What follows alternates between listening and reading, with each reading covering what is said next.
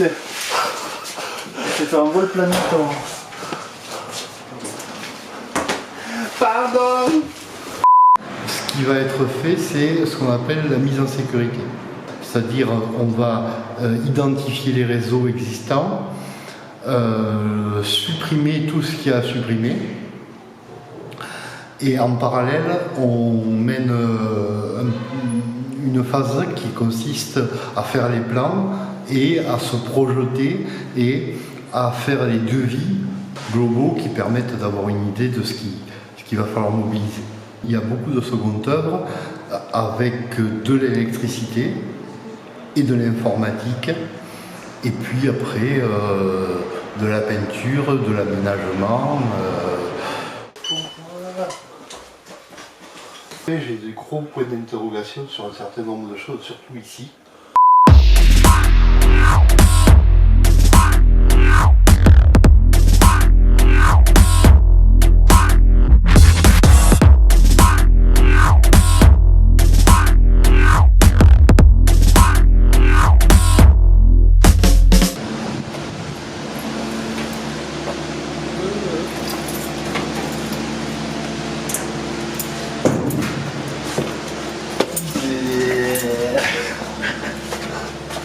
Là j'ai rangé encore.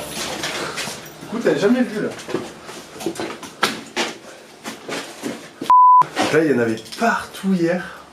Et du coup c'est l'atelier où on stocke tout. Et c'est un toit pour tous, le bailleur social, qui nous le met à dispo avec le café.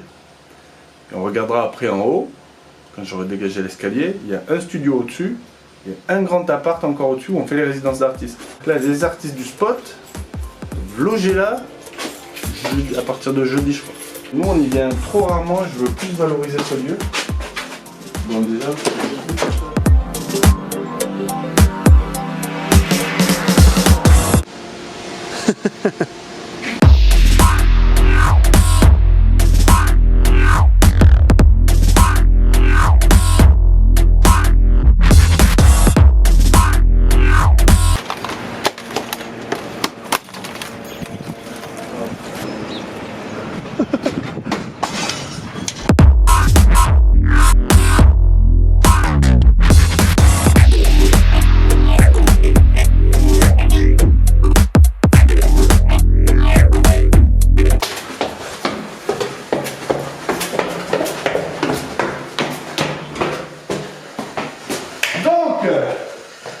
Ces fameux apparts de chez Mémé où on fait les résidences d'artistes.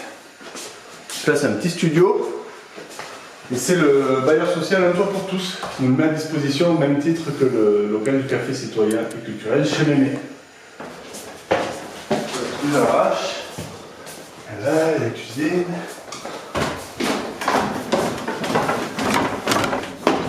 Et là il y a une chambre là-bas.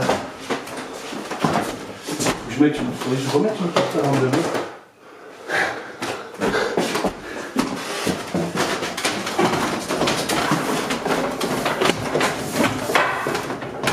Donc je suis Bernardo Pereira, donc le chargé de mission sociale pour la société H&M Un Toit pour tous, le premier bailleur du quartier Gambetta. Mon travail, c'est de travailler sur le bien vivre ensemble dans le quartier avec nos locataires et les acteurs locaux. J'ai croisé Cédric il y a 3-4 ans, à l'époque où il avait un petit projet personnel d'envahir le quartier de fresques et de street art. Donc on lui a mis à disposition tout d'abord la façade d'un immeuble pour qu'il fasse un collage.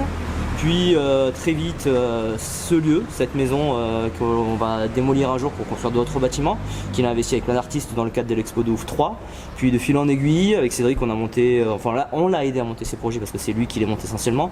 Son projet de café social et citoyen culturel chez Mémé, sa résidence d'artiste, et ça l'a permis à lui de grandir, d'être un interlocuteur privilégié dans le quartier auprès de nos locataires et des autres habitants. Et puis aujourd'hui il est donc médiateur sur le quartier, notre premier relais, nous, entre les institutions et notre société. Un Toit pour tous, le premier bailleur privé, le premier bailleur social privé du Languedoc-Roussillon.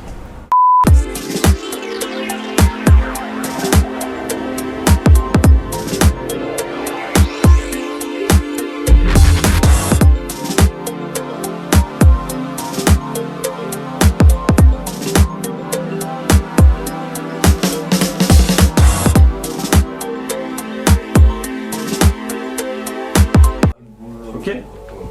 Ok, et j'ai